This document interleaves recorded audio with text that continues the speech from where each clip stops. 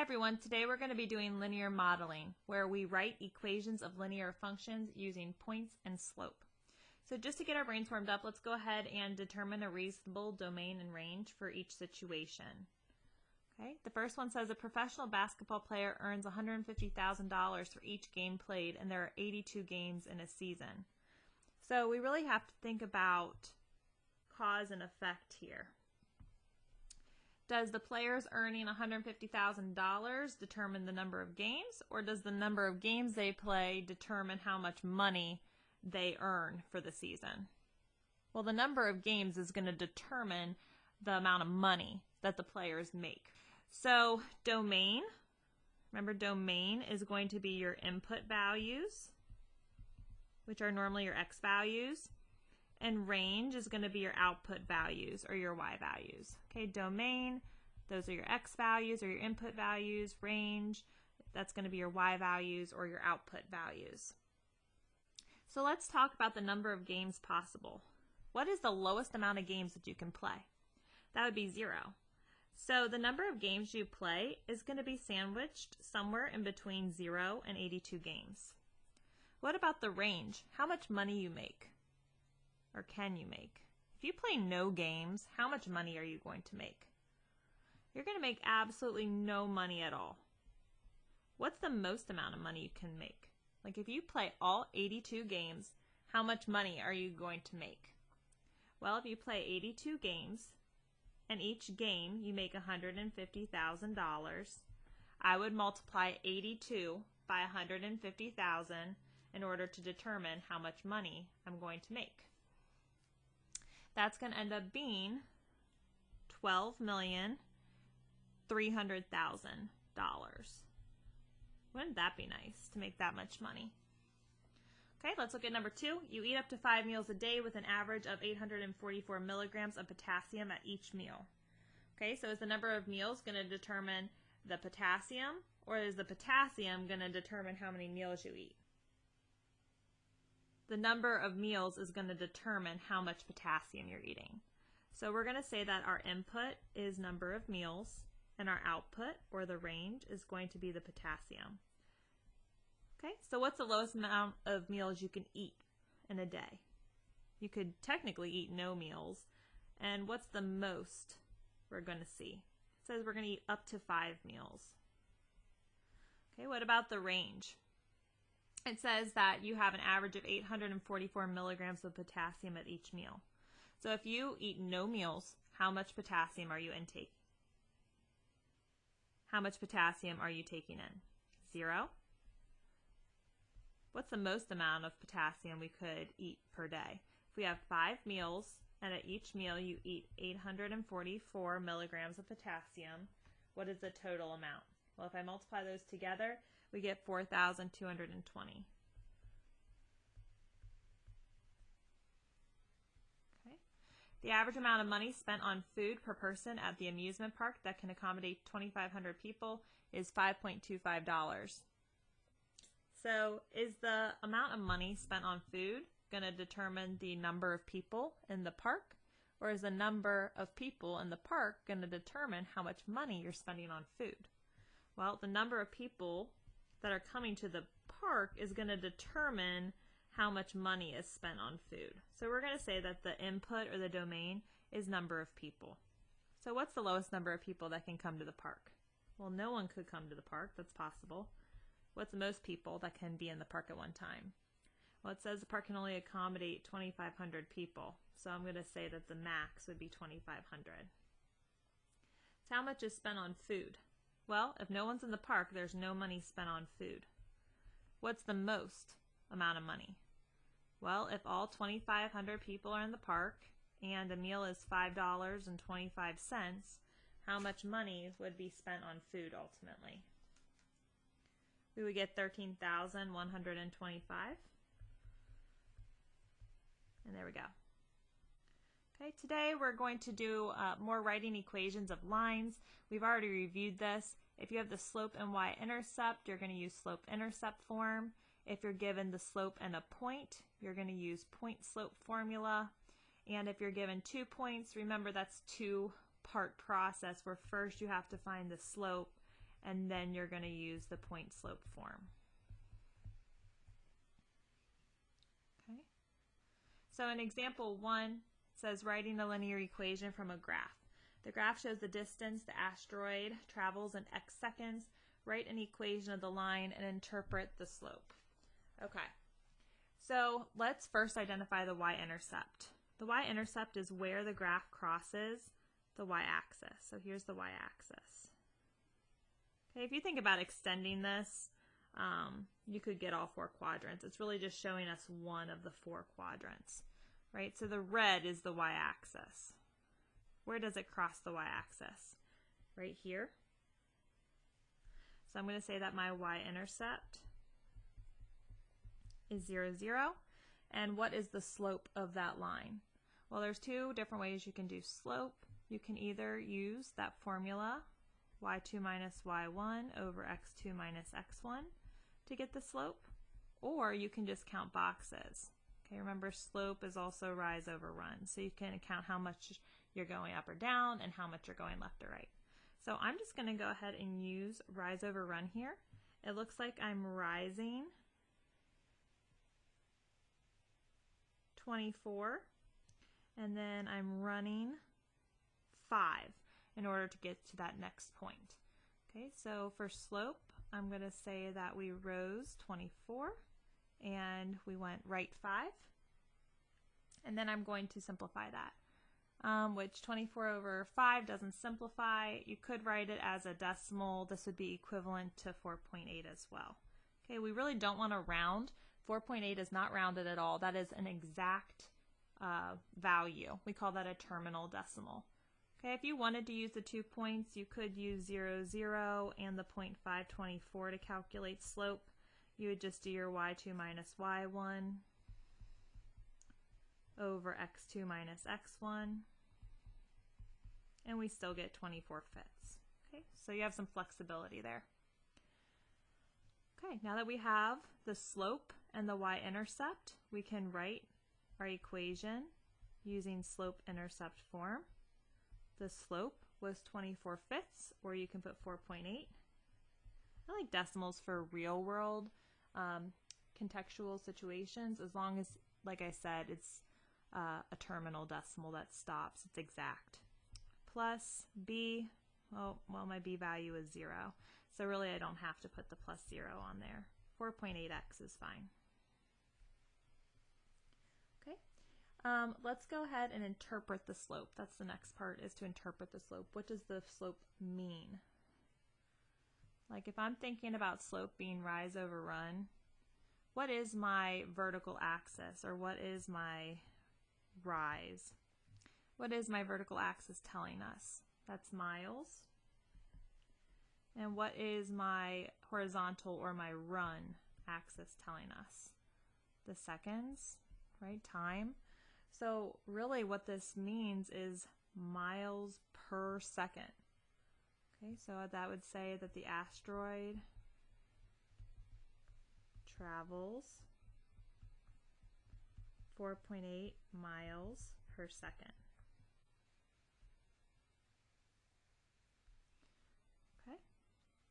It says the asteroid came within 17,200 miles of Earth in February. About how long does it take the asteroid to travel that distance? So what we're given is the distance, right? The distance is 17,200. Okay, so what is distance? Is that x or is that y on our graph? Let's look at the axis. The axis, we see that distance is actually going to be our y values. See how that's the y-axis? So we know that y is equal to 17,200. So in our equation, y equals 4.8x, all I have to do is plug in the 17,200 for y to solve for x.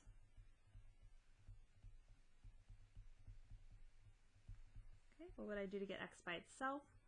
I'm going to divide both sides by 4.8.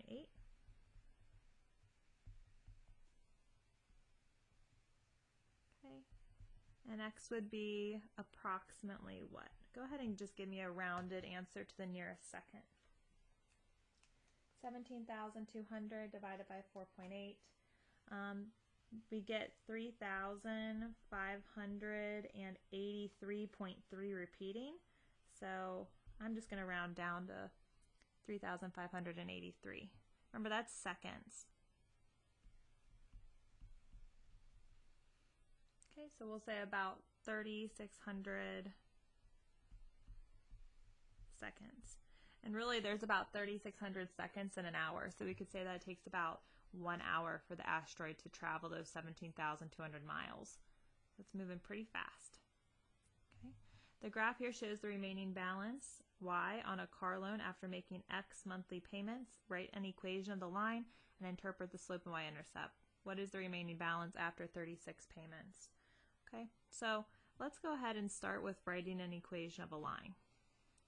We know the Y-intercept. Do you see how it crosses the Y-axis? It's 0, 18.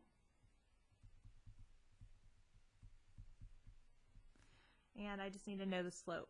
So you can, again, count boxes to know the slope. You just have to be really careful. If you're counting boxes, like looking over here at this picture, let me zoom in on it a little bit. Notice the intervals that we're using. This isn't going up by ones. We go up by what each time? This would end up being 3, 6, 7, 8, 9, 10, 11, 12, 13, 14, 15, 16, 17, 18. So see how we're going up by units of 3 each time? And what about on the x-axis? 0, blank, 10. That would be 0, 5, 10, 15, 20, 25, 30, etc. So it's going up by 5s each time. So if you're going to count boxes, be careful. Like, I've had people in the past tell me that the rise was -1 and then the run was 2.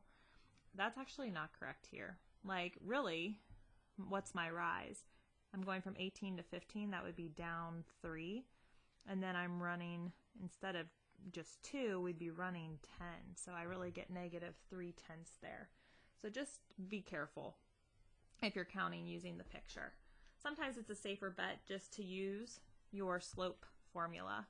Okay, so what I mean by slope formula is the y2 minus y1 over x2 minus x1. And in this case, I'm going to use 2 points on the line. I'm going to use 0, 18, and I'm going to use the point 10, 15. Okay, so my slope is going to be 15 minus 18 over 10 minus 0. So I get -3 over 10. There you go. If you want to write this in decimal form, that is equivalent to -0.3. So either one would work there. Okay, so in part A, we wanted to write the equation just using y equals mx plus b. I'm going to plug in -0.3 for m, and I'm going to plug in the 18 for the y-intercept.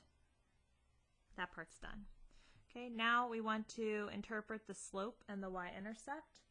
Okay, so we're going to do, for the second part, we're going to do an interpretation for the slope.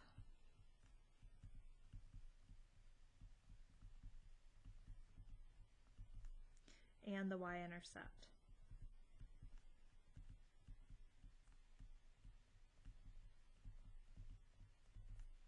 Okay, so what does the slope mean? Remember, slope is rise over run. So let's look at our axes here. What is the rise? That's the balance in thousands of dollars. Okay, so we're going to say that it's money, right? The balance. And what's the run? The run is number of payments.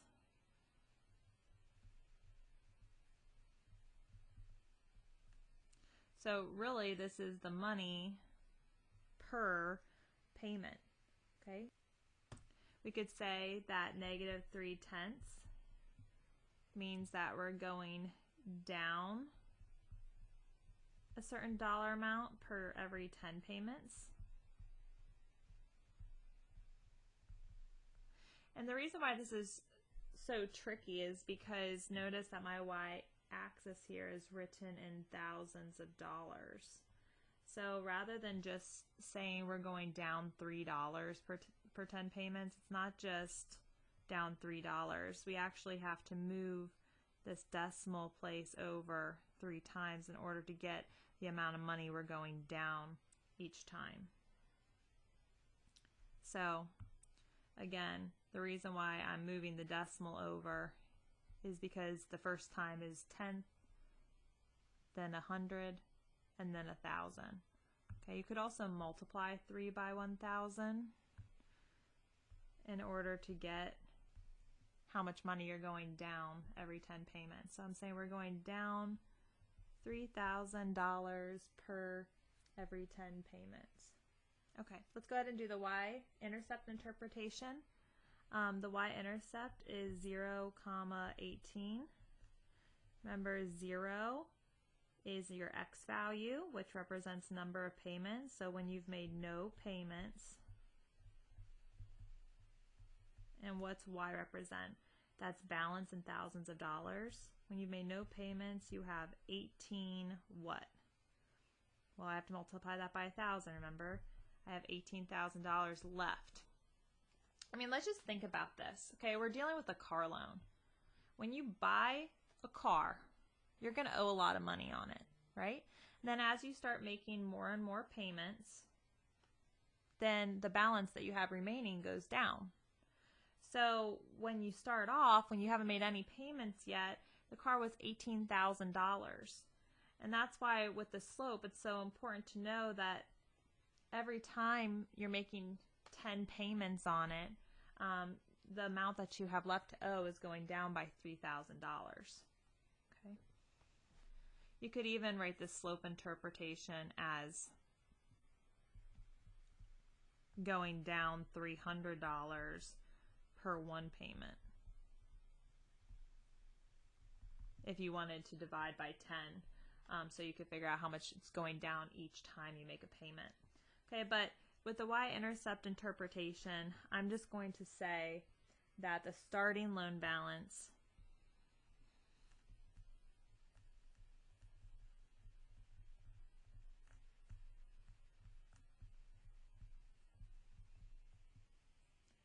is $18,000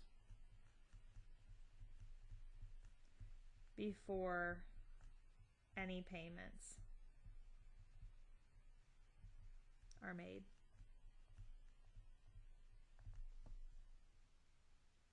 Okay. The last part says, what is the remaining balance after 36 payments? So remember, X is number of payments.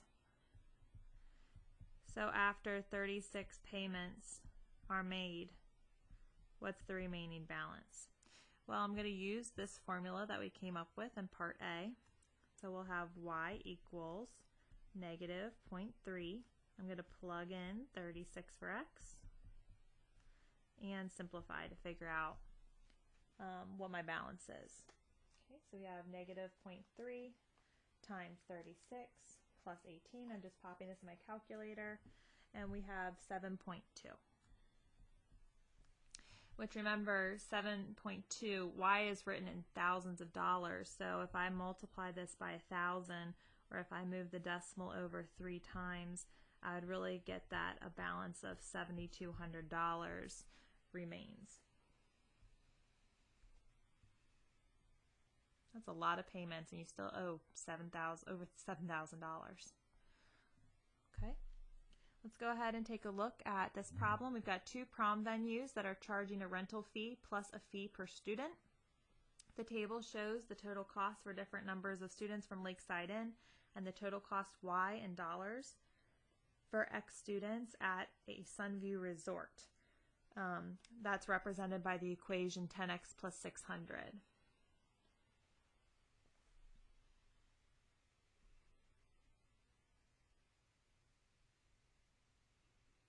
In example 2, we have 2 prom venues that charge a rental fee plus a fee per student.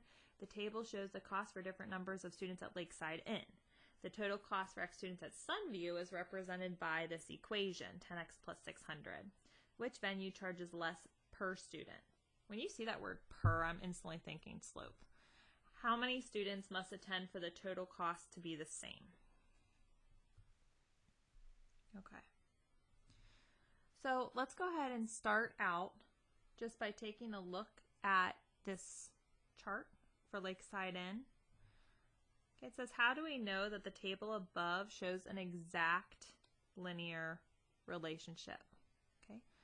Well, if you want to know that there's definitely a linear relationship, you're going to look at the first differences for y's and the first differences for x and make sure that it's it's consistent. So we want to have the same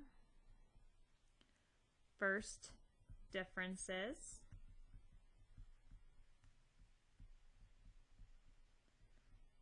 for y given that there are consistent first differences for the x values. Okay, so let's check x values first just to make sure there's consistent first differences. How do I get from 100 to 125? What is 125 minus 100? That'd be 25. To go from 125 to 150 is 25. To go from 150 to 75 is 25. And then finally, 200 minus 175 is still 25. So that checks off. There are consistent first differences for the x values. So now that I know that we have consistent differences for x, we've got to make sure that the y values are also consistent. So what's 1800 minus 1500? That's going to be 300. If I add on another 300, I get to 2100. Add on another 300, I get to 2400, etc. So all the y values also have consistent first differences. Okay, so we're going to use this information to find the equation for Lakeside Inn. I'll just label this Lakeside. Do I know the y-intercept? No, I don't right now. I could work my way backwards if I wanted in order to get 0, something. Or I think it might just be easier to use point slope formula. Okay, so I'm going to just pick 2 points on the line. So I'll pick, let's just pick the ones with the lowest values. I'm going to pick the 100, 1500, and the 125, 1800. And I'm going to use that to calculate the equation for Lakeside. All right, let's first find the slope. The slope, we'd have y2 minus y1, so I'll have 1800 minus 1500 over x2 minus x1. We get 125 minus 100. Okay, the difference in the numerator is going to be 300, and the difference in the denominator is going to be 25. And if we reduce that, that reduces to 12. Okay, so my slope is 12. I'm going to use a slope of 12, and I can just pick one of the points to use. So I'm going to use the point 100, 1500. Okay, so now I'm using this point slope form, y minus y1 equals m x minus x1 to get my equation. I'm going to label this point x1, y1 so I can easily plug it in. We get y minus 1500 equals 12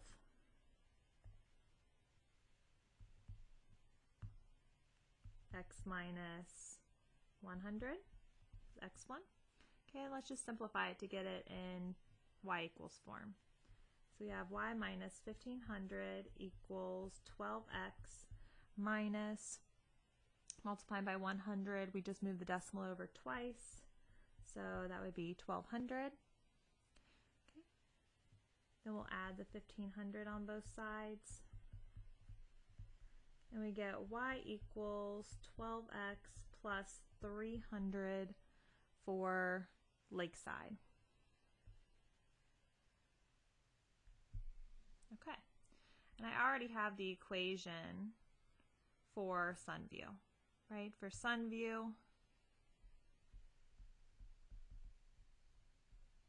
it gave us the equation y equals 10x plus 600. Okay, now the question is, which venue charges less per student?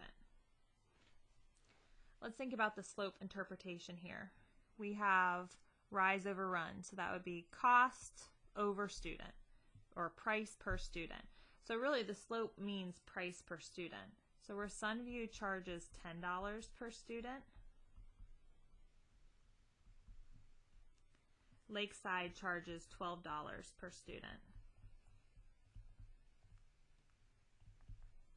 Okay, so which venue charges less? For part A, I would say that Sunview charges less per student. Okay, the next part says how many students must attend for the total cost to be the same. I'm not going to spend a lot of time on that just because I want to get to the last example. Okay, so I'm not really going to worry about that. But if you wanted to solve it, because your equations represent cost functions, all you'd have to do to figure this out is set the equation of Sunview equal to the equation of Lakeside, and you solve for x. I believe that you get that x is 150. The total cost is the same when 150 students attend. Okay, I want to make sure I get to this one. There's a similar question in your homework, so I want to make sure we get to it. It says you want to make a recipe that calls for 1 3/4 cup of flour, but some of the markings on your measuring cup have been worn away over the years. Oh no.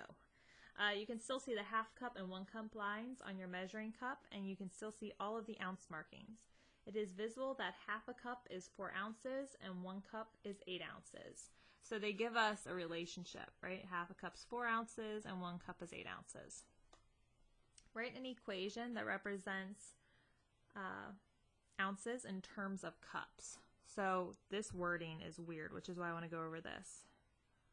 Ounces in terms of cups. That wording is just so strange. When you see that, what that means is that my input, or my x value, is going to be cups, and they want that to determine the number of ounces for your output. Okay, so let's just think about how we would write that relationship as an ordered pair. It tells us that half a cup is 4 ounces, so I'm going to write a point at 0.5, 4. Right? My input is cups, my output is ounce, and then it also gives us that 1 cup is 8 ounces. So again, my input is my cup, and 8 ounces would be the output there. Okay, so write an equation that represents ounces in terms of cups. What we have to do is find the slope. Let's do that first. 8 minus 4 over 1 minus half. We end up with 4 over half. Right? Rather than dividing by half, we can multiply by the reciprocal. Right? If I flip 1 over 2, I get 2 over 1. So I get that my slope is 8.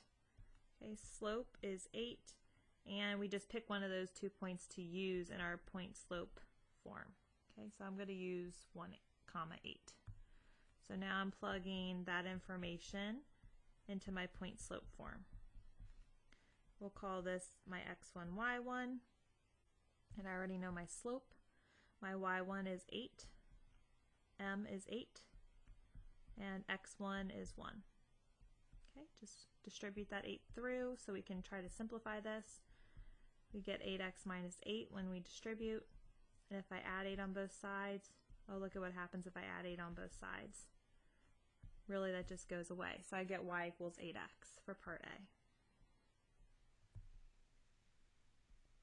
Okay, so I did part A. Write an equation that represents ounces in terms of cups. Check. Okay, so now I'm going to do part B. Part B says use your equation, estimate how many ounces are in 1 3/4 cups.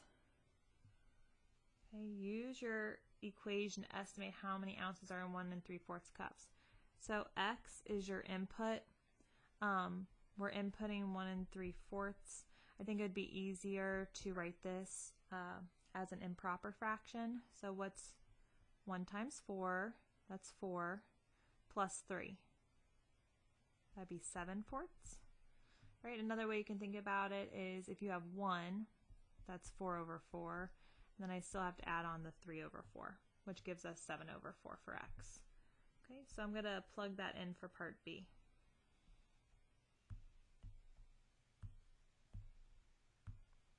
So for part B, we're using our equation from part A, and I'm plugging in 7/4 for X.